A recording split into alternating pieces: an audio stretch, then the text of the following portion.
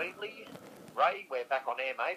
Oh, good as gold, Paul. Paul, well, another guy that's has been a world-class campaigner is the WBC 10, WBO 12 light heavyweight Blake Caparello. His record now is 28-3 with 14 KOs.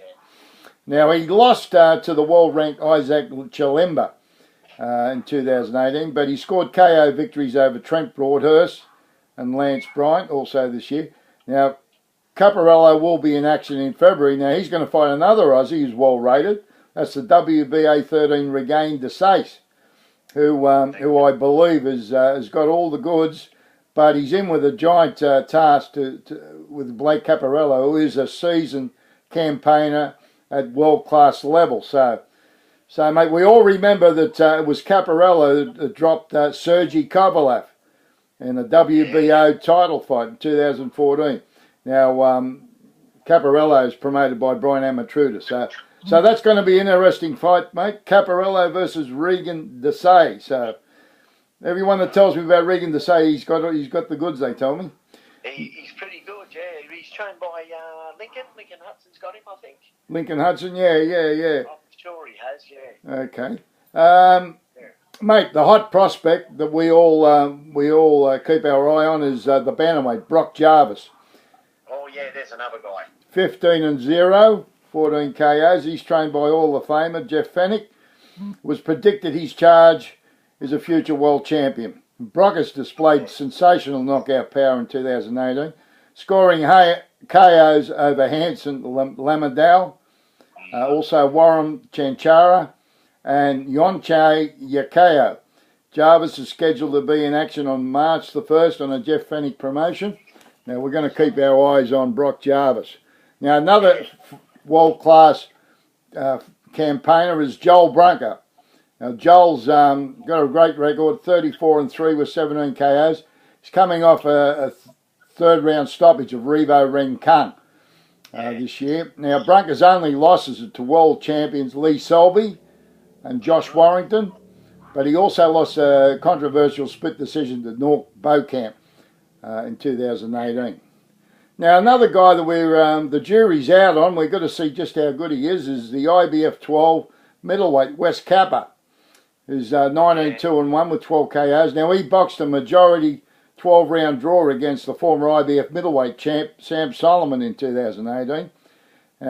Kappa has boxed successfully in the USA. He defeated Luis Apollo Alvarez, Omar Bearfield, and Roberto Flores. Though none of those guys were really hot property, but Wes Kappa, to box a draw with the great Sam Solomon, he must have some ability. So let's keep our eye on Wes Kappa. Another guy, mate, is bowing out, could be retiring, is the former world title challenger Lenny Zappavina, who is 37-4 with 27 KOs.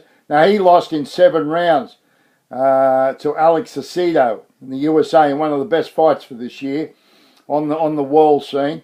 And now he is considering a retirement, but Lenny Zappavina, certainly one of the outstanding boxers from Australian boxing.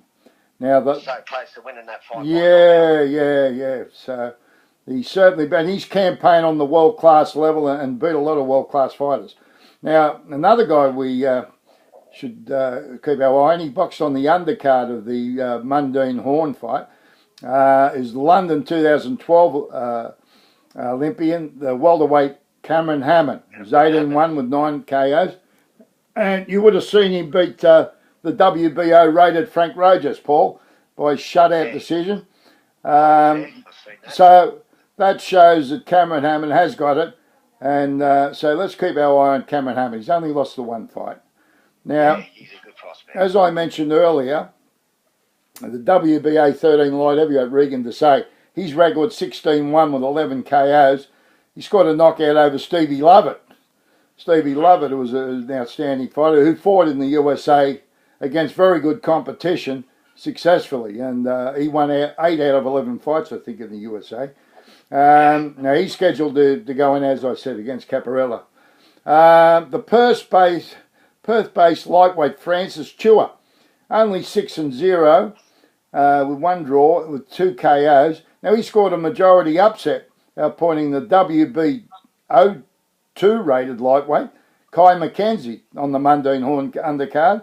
That was a real major upset. And so let's keep hopefully Francis Chua can keep progressing up the ranks. And hopefully Kai McKenzie can come back okay.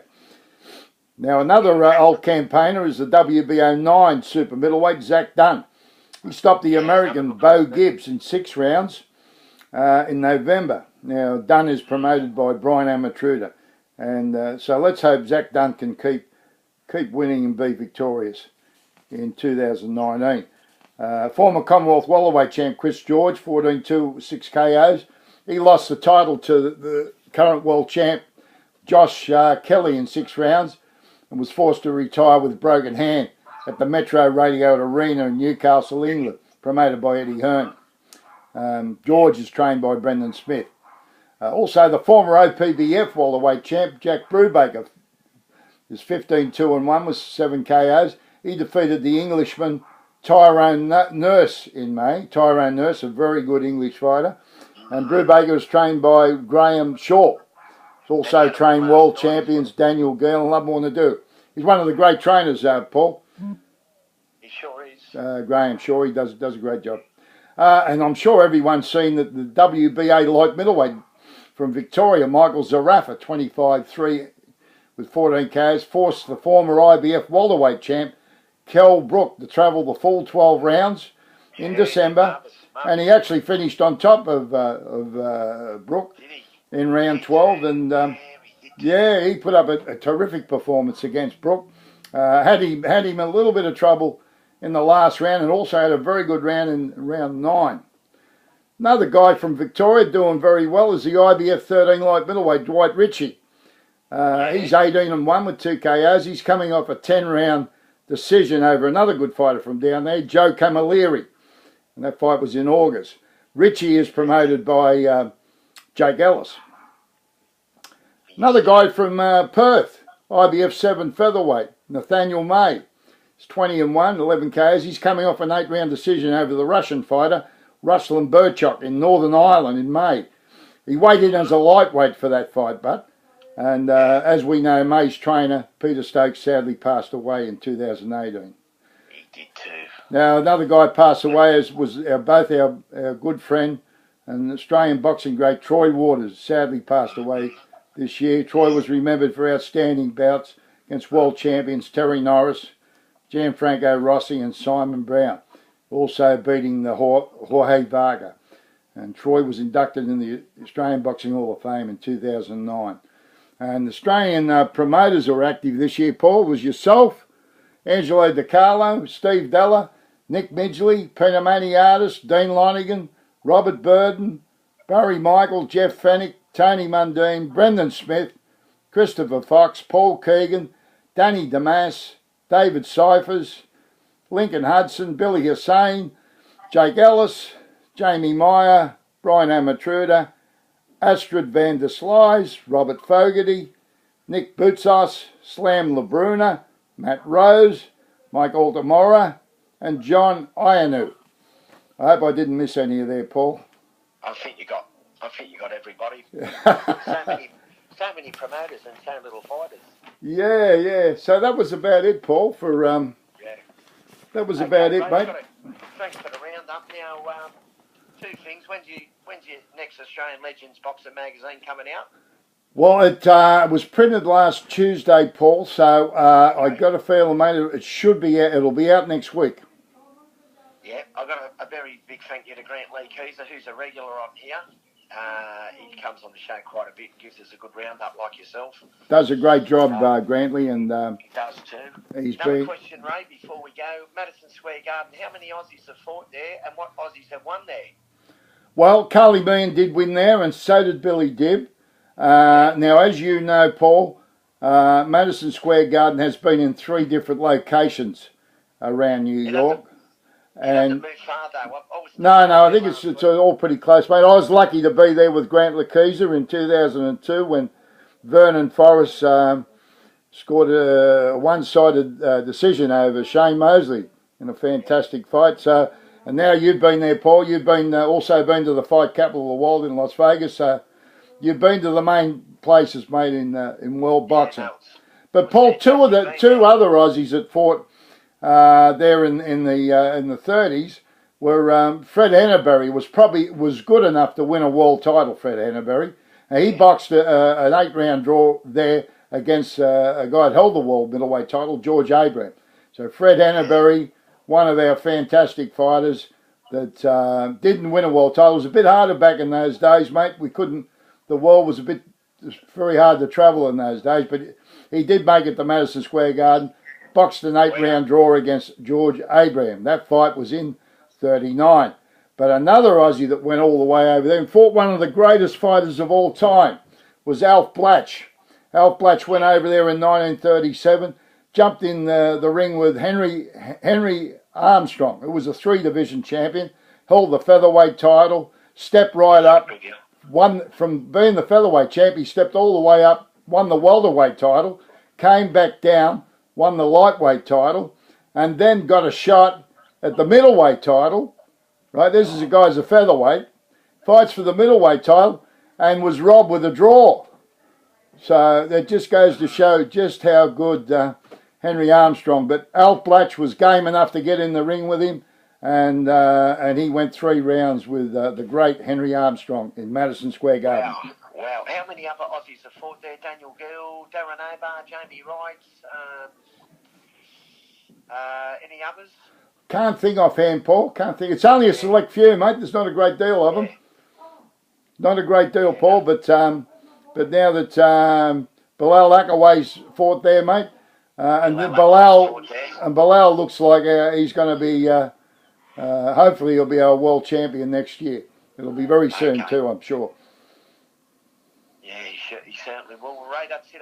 That's the roundup for 2018. That's the roundup, Paul. That's, thanks a lot, Ray, for coming on and feeding me.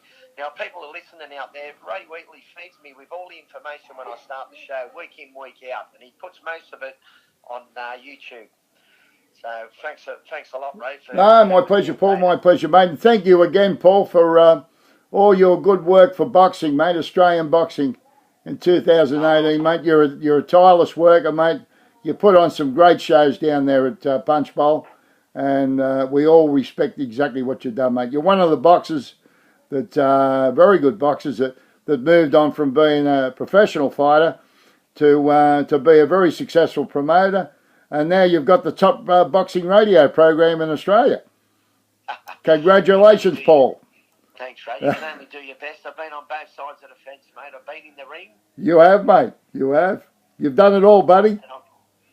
I've been a promoter. You have, mate. I'd rather jump back in the ring, Ray. Hey, mate, I've watched you work out. I think you'd still be successful, actually, if you jumped in the ring.